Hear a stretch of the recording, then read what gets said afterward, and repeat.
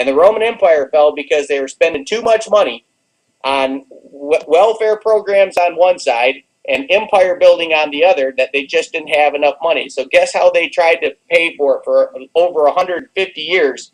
They inflated their money supply. Does that sound familiar? Yeah, it does. But eventually it broke, because you can't give free bread and circuses on one side and empire building on another indefinitely. Eventually you bankrupt the society that's supporting it. It's like the state is a parasite that eventually destroys the society that it's eating from. Right. And so the United States is systematically going broke. At some point, people will no longer loan us money, and then it will just have to print money like crazy to try to, quote, pay our bills, and that will destroy the control that the United States has over these other countries, and then someone else will step up and take the lead, whether it's China or a group of countries, and they will redefine the dollar. So what you're working on, it's going to happen in our lifetime. Somebody's going to redefine, and then the United States, the people who have done a good job of being financially literate and being out of debt, will be able to not only survive this, but thrive on this, because real production, real ability to produce wealth by creating something that's in demand in society, that will never go out of style. If you're relying on the state to take care of you, or if you got a special deal with the state on something, those things are going to fall apart because the state will have no money. All right. Interesting. Now, in your opinion, as we wrap up, two last questions, give us the 5-10 year opinion on our current domestic Federal Reserve note that, I mentioned earlier about distinguishing between the Federal Reserve note and the actual dollar, as far as the weighted sound money dollar, and how it will look here domestically.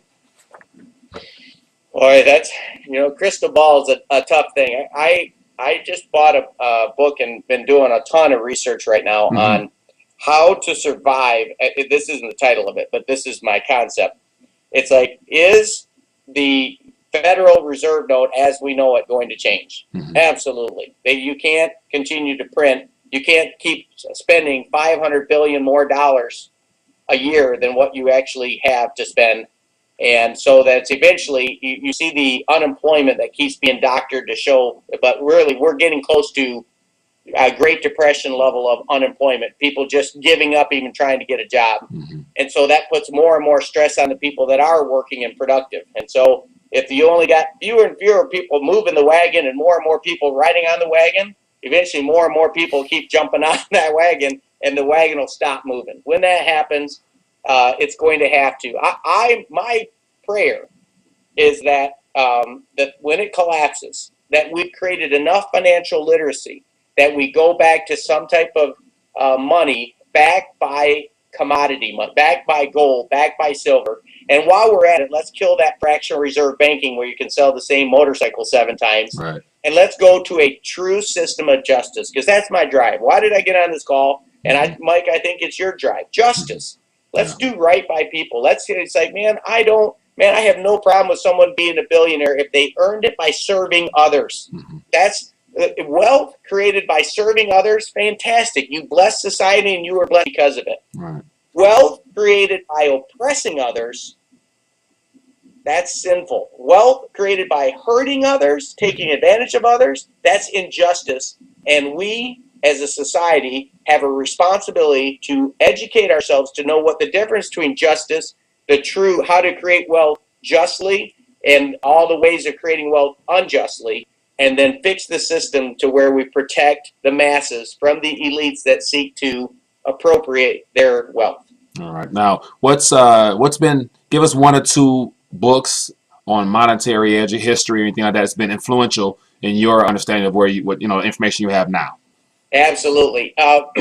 Ludwig von Mises has written several classics. When I recommend him, you've got to really have studied, like Theory of Money and Credit is an amazing book, but it's a deep book.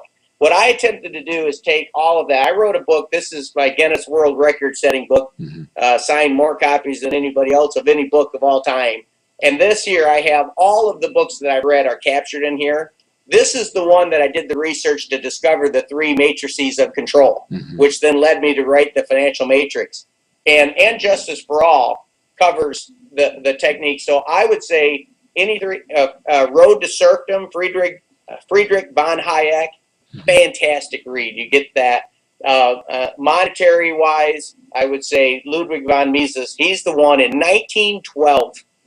He wrote a classic book it's irrefutable that he teaches how society created dollars and then how the state fought to capture it. And after 400 years of fighting society, when they knocked out the gold standard, all the explosion in fake fiat money has occurred. If you look at the curve, it looks flat, flat, flat, and then boom, goes crazy. All that happened at the turn of the 20th century. World War I destroyed freedom as we know it because all of the big nations went off the gold standard and printed fake dollars like crazy to fund the war. And they loved it so much, it's like a drug user. They started using drugs and they loved it so much, they've never stopped. And now we have sick, decrepit nations that we got to get enough people to understand, and let's do an intervention. Right. That's what rethinking the dollar is. It's an intervention. Let's get these drug-induced stupors of politicians and elite bankers and tell them no more can you print dollars and print paper or digitize debt and call it real money.